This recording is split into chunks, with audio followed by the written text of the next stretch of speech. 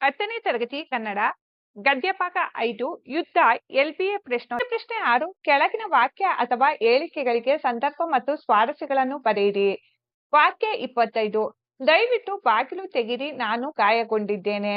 ಆಯ್ಕೆ ಪ್ರಸ್ತುತ ವಾಕ್ಯವನ್ನು ಸಾರಾ ಅಬುಬಕರ್ ಅವರು ಬರೆದ ಚಪ್ಪಲಿಗಳು ಕೃತಿಯಿಂದ ಆಯ್ದ ಯುದ್ಧ ಎಂಬ ಗದ್ಯಪಾಠದಿಂದ ಆರಿಸಿಕೊಳ್ಳಲಾಗಿದೆ. ಸಂದರ್ಭ ಸೇನಾ ಡಾಕ್ಟರ್ ರಾಹಿಲನು ಶತ್ರು ಸೈನಿಕರ ವೈಮಾನಿಕ ದಾಳಿಯಿಂದ ಸಮುದ್ರಕ್ಕೆ ಬಿದ್ದು ಕಾಲಿಗೆ ಗಾಯ ಮಾಡಿಕೊಂಡು ಕತ್ತಲಿನಲ್ಲಿ ಈಜಿ ದಡ ಸೇರುತ್ತಾನೆ. ಅಲ್ಲಿಂದ ತಪ್ಪಿಸಿಕೊಂಡು ಬರುವಾಗ ಧಾರಾಕಾರವಾದ ಮಳೆ ಸುರಿಯುತ್ತಿತ್ತು. ರಕ್ಷಣೆ ಪಡೆಯಲೆಂದು ಹುಡುಕುತ್ತಿರುವಾಗ ಒಂಟಿ ಮನೆಯೊಂದನ್ನು ಕಾಣುತ್ತಾನೆ. ನಂತರ ಆ ಮನೆಯ ಬಳಿಗೆ ತೆವಳಿಕೊಂಡು ಹೋಗಿ ಬಾಗಿಲನ್ನು ತಟ್ಟುತ್ತಾ ಡಾಕ್ಟರ್ ರಾಹಿಲನು ಈ ಮಾತನ್ನು ಹೇಳುತ್ತಾನೆ. ಸ್ವಾರಸ್ಯ ಶತ್ರುಗಳಿಂದ ತಪ್ಪಿಸಿಕೊಂಡು ಶತ್ರು ದೇಶದ ಮನೆಗೆ ಬಂದು ಹೇಗಾದರೂ ಮಾಡಿ ರಕ್ಷಣೆ ಬೇಡಿ ಜೀವ ಉಳಿಸಿಕೊಳ್ಳಬೇಕೆಂಬ ರಾಹಿಲನ ಹಂಬಲ, ಆತನ ದಯನೀಯ ಸ್ಥಿತಿ ಪ್ರಸ್ತುತ ಮಾತಿನಲ್ಲಿ ಸ್ವಾರಸ್ಯಪೂರ್ಣವಾಗಿ ಮೂಡಿಬಂದಿದೆ. ವಾಕ್ಯ 26 ನಾನಾಕೆಯನ್ನು ಪರೀಕ್ಷಿಸುವೆ, ನೀವು ಬಿಸಿ ನೀರು ಸಿದ್ಧಪಡಿಸಿ. ಆಯ್ಕೆ ಪ್ರಸ್ತುತ ವಾಕ್ಯವನ್ನು ಸಾರಾ ಅಬುಬಕರ್ ಅವರು ಬರೆದ ಚಪ್ಪಲಿಗಳು ಕೃತಿಯಿಂದ ಆಯ್ದ ಯುದ್ಧ ಎಂಬ ಗದ್ಯಪಾಠದಿಂದ ಆರಿಸಿಕೊಳ್ಳಲಾಗಿದೆ. ಸಂದರ್ಭ ಮುದುಕಿಯು ತನ್ನ ಸೊಸೆ ಹೆರಿಗೆ ಬೇನೆ ತಿನ್ನುತ್ತಾ ಇದ್ದಾಳೆ.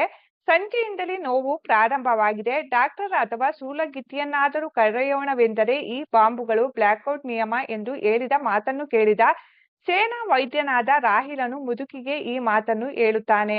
ಸ್ವಾರಸ್ಯ ತನ್ನ ಕಾಲಿಗೆ ಪೆಟ್ಟಾಗಿ ಅತಿಯಾದ ನೋವಿದ್ದರೂ ಅದನ್ನು ಲೆಕ್ಕಿಸದೆ ಮುದುಕಿಯ ಸೊಸೆಗೆ ಹೆರಿಗೆ ಮಾಡಿಸಲು ಮುಂದಾಗುವ ರಾಹಿಲನ ವೃತ್ತಿಧರ್ಮ ಮತ್ತು ಪರೋಪಕಾರದ ಗುಣ ಈ ಮಾತಿನಲ್ಲಿ ಸ್ವಾರಸ್ಯಪೂರ್ಣವಾಗಿ ವ್ಯಕ್ತವಾಗಿದೆ. ವಾಕ್ಯ 27 ಯುದ್ಧಕ್ಕೆ ಹೋದ ತನ್ನ ಮಗನ ಕಣ್ಣುಗಳಂತೆಯೇ ಇವೆಯಲ್ಲ. ಆಯ್ಕೆ ಪ್ರಸ್ತುತ ವಾಕ್ಯವನ್ನು ಸಾರಾ ಅಬುಬಕರ್ ಅವರು ಬರೆದ ಚಪ್ಪಲಿಗಳು ಕೃತಿಯಿಂದ ಆಯ್ದ ಯುದ್ಧ ಎಂಬ ಗದ್ಯಪಾಠದಿಂದ ಆರಿಸಿಕೊಳ್ಳಲಾಗಿದೆ. ಸಂದರ್ಭ ತಮ್ಮ ಮನೆಗೆ ಬಂದಿರುವಾತ ತಮ್ಮವನಲ್ಲ, ಶತ್ರುಗಳ ಕಡೆಯವನು, ತಮಗೆ ತಮ್ಮ ದೇಶಕ್ಕೆ ದ್ರೋಹ ಬಗೆಯುವವನು ಎಂದು ಮುದುಕಿಯು ತಿಳಿದಾಗ ಆಕೆಯ ಕಣ್ಣುಗಳು ರೋಷದಿಂದ ಕ್ಷಣಕಾಲ ಕೆರಳಿದವು. ನಂತರ ಬಾಗಿಲ ಬಳಿ ಸಮೀಪಿಸುತ್ತಾ ಆತನ ದಯನೀಯ ನೋಟದ ಮುಖ ನೋಡಿದಾಗ ಯುದ್ಧಕ್ಕೆ ಹೋದ ತನ್ನ ಮಗನ ನೆನಪಾಗಿ ಮುದುಕಿಯು ತನ್ನಲ್ಲೇ ಈ ಮಾತನ್ನು ಹೇಳಿಕೊಳ್ಳುತ್ತಾಳೆ. ಸ್ವಾರಸ್ಯ ಕಷ್ಟದಲ್ಲಿದ್ದರೂ ತನ್ನ ಸೊಸೆ ಪ್ರಾಣ ಉಳಿಸಿದ ರಾಹಿಲನಲ್ಲಿ ಮುದುಕಿಯು ತನ್ನ ಮಗನನ್ನು ಕಾಣುವ ಭಾವವು ಆಕೆಯಲ್ಲಿರುವ ಮಾತೃ ವಾತ್ಸಲ್ಯವನ್ನು ಸ್ವಾರಸ್ಯಪೂರ್ಣವಾಗಿ ವ್ಯಕ್ತಗೊಳಿಸಿದೆ.